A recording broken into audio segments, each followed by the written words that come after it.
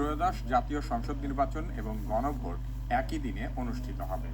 ভোটের দিন সকালে ভোট কেন্দ্রে গিয়ে নারী ও পুরুষের জন্য নির্ধারিত আলাদা লাইনে দাঁড়াতে হবে।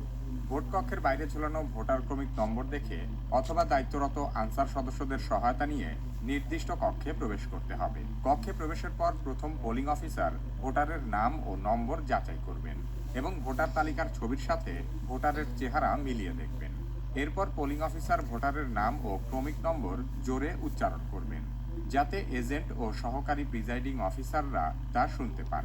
পরিচয় নিশ্চিত হওয়ার পর দ্বিতীয় পোলিং অফিসার ভোটারের আঙুলে অমোচনীয় কালি লাগিয়ে দেবেন। এরপর ভোটার সহকারী প্রিজাইডিং অফিসারের কাছ থেকে দুটি ব্যালট পেপার সংগ্রহ করবেন।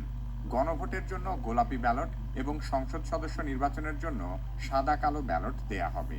ব্যালট গ্রহণের সময় ভোটারকে স্বাক্ষর অথবা টিপসই দিতে হবে এবং সিল মারার জন্য একটি রাবার স্ট্যাম্প প্রদান করা হবে। সময় সাশ্রয়ের জন্য অনেক ভোট কেন্দ্রে দুটি গোপন কক্ষ থাকতে পারে, যাতে একই সাথে দুইজন ভোটার ভোট দিতে পারে। গোপন কক্ষে গিয়ে ভোটারকে দুটি ব্যালটে সিল মারতে হবে। গণভোটের গোলাপি ব্যালটে সংস্কার বা পরিবর্তন চাইলে হায়ের ঘরে এবং না চাইলে নায়ের ঘরে সিল দিতে হবে। সংসদ নির্বাচনের সাদা কালো ব্যালটে পছন্দের প্রার্থী বা দলের প্রতীকের নির্ধারিত ঘরের ভেতর সিল মারতে হবে।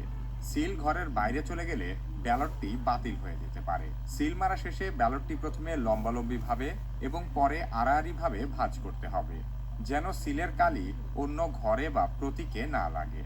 গোপন কক্ষ থেকে বের হয়ে ভোটারকে ব্যবহৃত রাবার স্ট্যাম্পটি সহকারী প্রিজাইডিং অফিসারের কাছে ফেরত দিতে হবে।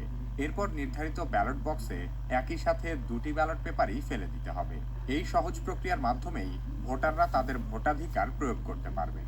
এবারের নির্বাচনে আপনি কোন প্রতীকে ভোট দিচ্ছেন কমেন্টে লিখে জানাতে